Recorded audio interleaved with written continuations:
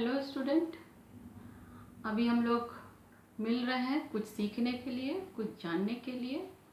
और पिछले कुछ वीडियो में मैंने आप लोगों को सीखना क्या है इससे संबंधित बातों को बता रही थी। और अभी मैं आप लोगों को बताऊंगी सीखने के कारक। सीखने के कारक कुछ दो मुख्य बिंदु छूटे हुए हैं। पिछले कुछ बिंदु को मैंने पिछले वीडियो में बताया है आप लोगों को। ये जो दो मुख्य बिंदु बचे हुए हैं ये इस प्रकार से हैं। फैक्टर ऑफ लर्निंग के तीसरा पॉइंट है फैक्टर्स रिलेटेड टू इन्वायरमेंट, वातावरण से संबंधित कारक। चौथा है फैक्टर रिलेटेड टू इंस्ट्रक्शन, अनुदेशन से संबंधित कारक। इसमें सबसे तीसरा नंबर सबसे पहले हम लोग देखेंगे फैक्टर्स रिलेटेड टू एनवायरनमेंट।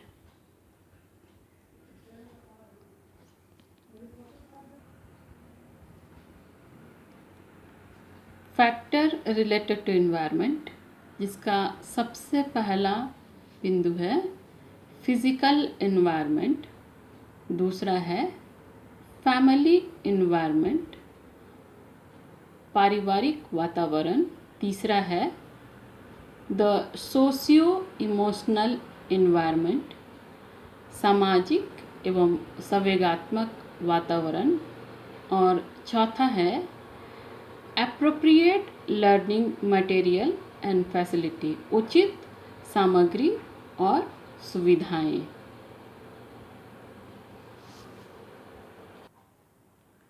सबसे पहले बिंदु को हम लोग गौर करेंगे भौतिक वातावरण, फिजिकल एनवायरनमेंट। बच्चे को सीखने के लिए या बच्चा बहुत उत्साहपूर्वक सीखे इसके लिए उसके आसपास का फिजिकल एनवायरनमेंट, भौतिक वातावरण बहुत ही ज़्यादा महत्वपूर्ण है।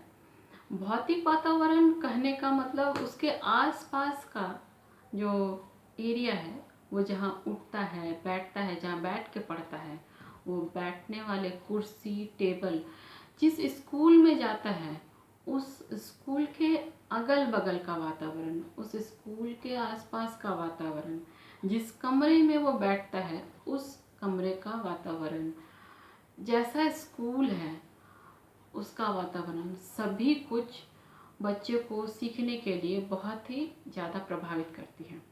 अब कैसे प्रभावित करती है इसको एक एक स्टेप से लेंगे। पहले हम लेंगे स्कूल को। स्कूल जहाँ बच्चा जाता है, स्कूल हम लोग देखेंगे कि अगर स्कूल बहुत ही अच्छे शांत इन्वायरमेंट के आसपास में है तो वहाँ मन शांत रहेगा बच्चे का और बच्चा उस इन्वायरमेंट में जाने का बहुत इच्छुक रहेगा और ये इच्छा शक्ति बच्चे को सिखाने के लिए बहुत लाभदायक सिद्ध होगी। दूसरी बात कक्ष या क्लासरूम कहेंगे इसको। क्लासरूम का इन्वायरमेंट बच्चे को बहुत ही ज़्यादा प्रभावित करती है। क्लासरूम में की खिड़कियाँ जहाँ से रोशनी प्रॉपर तरीके से आती है, हवादार कमरे, ये जो हवादार कमरे हैं, रोशनी है, बच्चे को कोई भी नुकसान नहीं पहुंचाती है, फ्रेश रखती है। और ये फ्रेशनेस और बिना नुकसान वाला कमरा उसको सीखने के लिए लाभदायक सिद्ध होती है।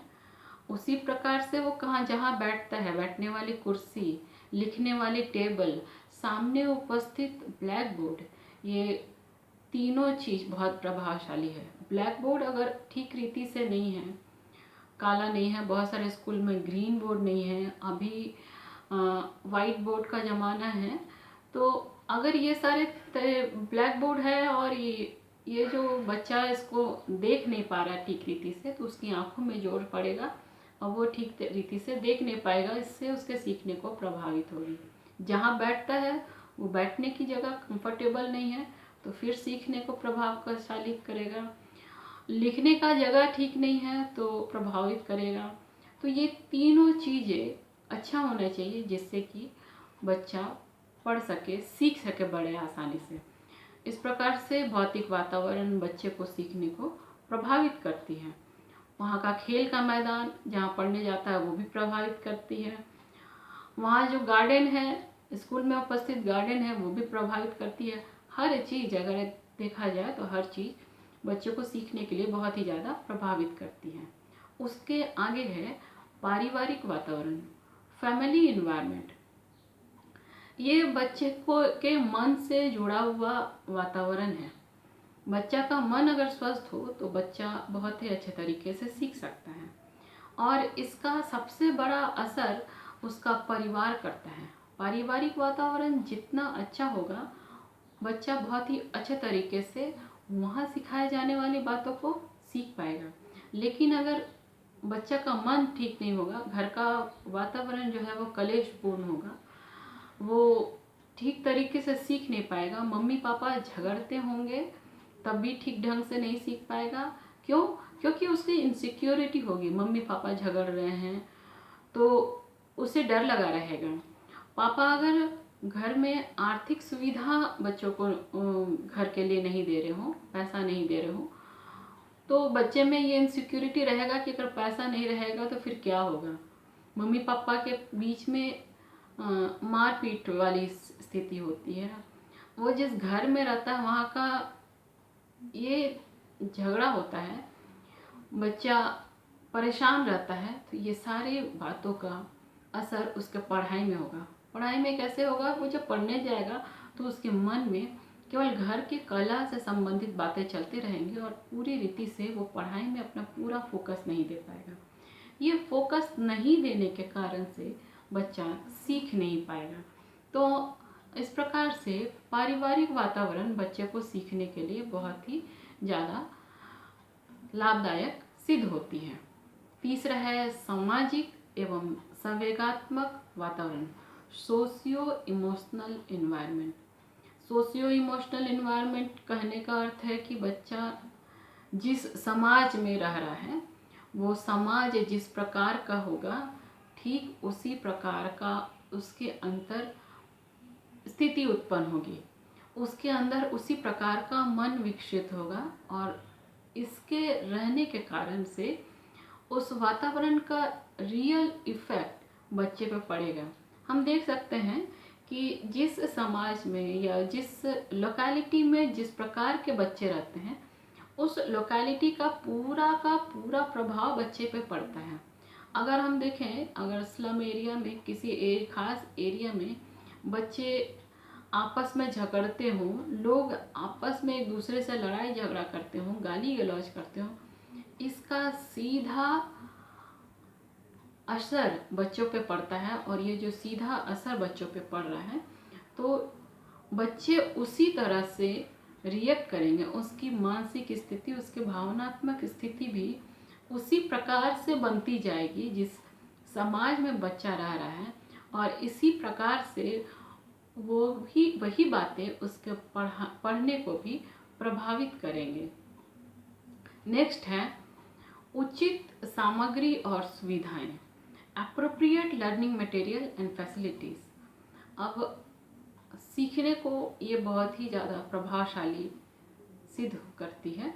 अगर आप देखिएगा, अगर किसी बच्चे के पास लिखने पढ़ने के लिए साधन नहीं हो, कॉपी नहीं हो, किताब नहीं हो, पेन नहीं हो, पेंसिल नहीं हो, तो इन सभी के बगैर सारी स्थितियां रह जाए, भौतिक वातावरण रह जाए, फिजिकल इन्वायरमेंट रह जाए, फैमिली का अच्छा कंडीशन रह जाए, उसका सोसाइटी का अच्छा कंडीशन हो जाए, लेकिन अगर बच्चे के पास सीखने के लिए जो मुख्य वस्तु है, कॉपी है, पेंसिल है, किताबें हैं, अगर ये नहीं होंगी तो वो उस बात को किसी भी रीति से नहीं सीख सकता है, चाहे कितना भी कोशिश कर लिया जाए।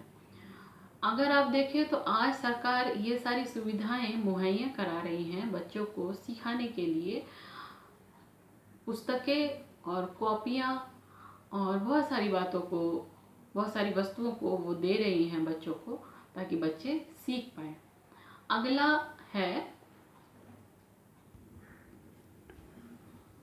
चौथा नंबर है फैक्टर रिलेटेड टू इंस्ट्रक्शन, अनुदेशन से संबंधित कारक, जिसमें पहला है सीखने की विधि, मेथड्स ऑफ लर्निंग। दूसरा है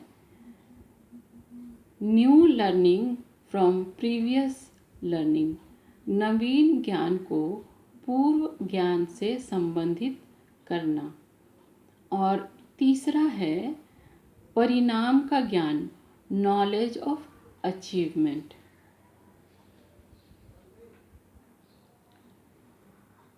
चौथा और आखिरी तत्व है अनुदेशन से संबंधित कारक, फैक्टर्स रिलेटेड टू इंस्ट्रक्शन। सबसे पहले हम लोग इस क्षेत्र को देखने से पहले हम लोग जानेंगे व्हाट इज इंस्ट्रक्शन, अनुदेशन क्या है। अनुदेशन निर्देशित करने को कहा गया है। निर्देशित मतलब किसी को दिशा दिखाना, किसी को बताना। अगर शिक्षा के तौर पे देखेंगे, अगर शिक्षक के तौर पे देखेंगे तो हम किसी स्टूडेंट को क्या बताते हैं और कैसे बताते हैं, इसको कहा गया है इंस्ट्रक्शन, अनुदेशन। तो इसका सबसे पहला बिंदु है सीखने की विधि या सिखाने की विधि, मेथड ऑफ टीचिंग और लर्निंग। शिक्षक या कोई भी विषय वस्तु ही वो किस विधि द्वारा अपने स्टूडेंट्स को इंस्ट्रक्ट कर रहा है, सिखा रहा है, ये इस बात पे निर्भर करता है कि सिखाने वाली विधि कितना प्रभावशाली है। और बच्चा उसको जितना प्रभावशाली होगा उसी रूप में बच्चा उस बात को बहुत ही अच्छे तरीके से सीख पाएगा। दूसरा है नवीन ज्ञान को पूर्व ज्ञान से संबंधित करना, new learning from previous learning. जब भी शिक्षक सिखाता है तो उसकी कोशिश ये होती है कि बच्चा उस विषय के बारे में पहले से कुछ ना कुछ जानकारी हासिल रहे। इससे क्या होगा कि जो भी बस विषय वस्तु शिक्षक पढ़ा रहा हो या फिर अभी पढ़ाने जा रहा हो, उसके बारे में जो भी बात शिक्षक बताए, बच्चा उसको आसानी से एक्सेप्ट कर ले, एडेप्ट कर ले और समझ सके। इसके लिए सबसे आसान बात यह है कि बच्चा उस विषय को अच्छे तरीके से जान पाए, समझ पाए। इसीलिए हमेशा आप देखिएगा, पाइएगा कि कोई भी शिक्षक जब पढ़ा रहा हो तो वो सबसे पहले ये पूछता है कि इस विषय वस्तु के बारे में आप क्या जानते हैं। अगर फूल के पार्ट में अगर एक शिक्षक पढ़ा रहा हो तो पहले ये पूछता है कि आप कौन कौन से फूल अपने आसपास देखे हैं, और अगर फूल देखे हैं तो उसको आप किस प्रकार से देखें, फूल में कौन कौन से भाग देखें। जब बच्चा बताता है तभी वो उस फूल के पार्ट को पढ़ाना आरंभ करता है। इससे ये होता है कि शिक्षक जान जाता है कि बच्चा कौन कौन सा फूल देखा है और उसकी प्रकृति क्या है, और उसके अनुसार से मुझे ये जो फूल का पार्ट पढ़ाना है, फ्लावर का जो भी चैप्टर पढ़ाना, उसको हम उस कॉन्टेक्ट को कैसे रखें कि बच्चे उससे रिलेट करके हम जो बताने जा रहे हैं, एक शिक्षक जो बताने जा रहा है, उससे को रिलेट करके अपने ज्ञान को बहुत अधिक अच्छे से बढ़ा सकें। नेक्स्ट है परिणाम का ज्ञान, नॉलेज ऑफ अचीवमेंट।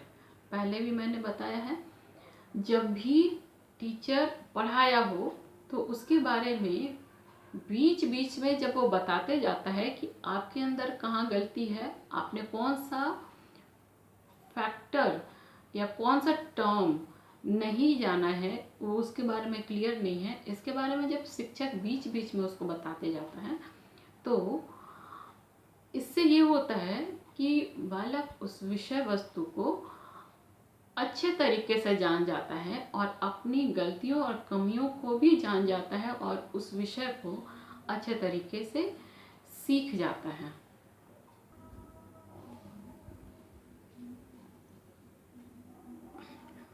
तो स्टूडेंट्स, हम लोगों ने देखा फैक्टर ऑफ लर्निंग में first factors related to student, विद्यार्थी से संबंधित कारक। दूसरा फैक्टर्स रिलेटेड टू टीचर, अध्यापक से संबंधित कारक। तीसरा factors related to subject matter, विषय वस्तु से संबंधित कारक। चौथा, फैक्टर्स रिलेटेड टू इन्वायरमेंट, वातावरण से संबंधित कारक। और पांचवा, अनुदेशन से संबंधित कारक। स्टूडेंट्स, चौथा और पांचवा इस वीडियो में है। दूसरा और तीसरा, factors related to teacher, factors related to subject matter, एक आगे वाले वीडियो में है। और फैक्टर रिलेटेड टू स्टूडेंट एक अलग से इसके लिए वीडियो बना है, आप इसको देखें। तो आज हम लोगों ने बहुत सारी बातों को देखा, खास करके फैक्टर्स रिलेटेड टू इन्वायरमेंट और फैक्टर्स रिलेटेड टू इंस्ट्रक्शन, और बहुत सारी बातों को हमने जाना समझा। विद्यार्थी से संबंधित बातें कि विद्यार्थी को सीखने के लिए कौन कौन सी बातें प्रभावित करती हैं और एक शिक्षक के रूप में किस प्रकार से प्रभावशाली रूप में हम शिक्षक को सिखा पाएंगे। तो आज का ये वीडियो मैं उम्मीद करती हूँ कि आपके लिए बहुत ही ज़्यादा लाभकारी सिद्ध हुआ होगा, और इतना ही बता करके अंत करती हूँ।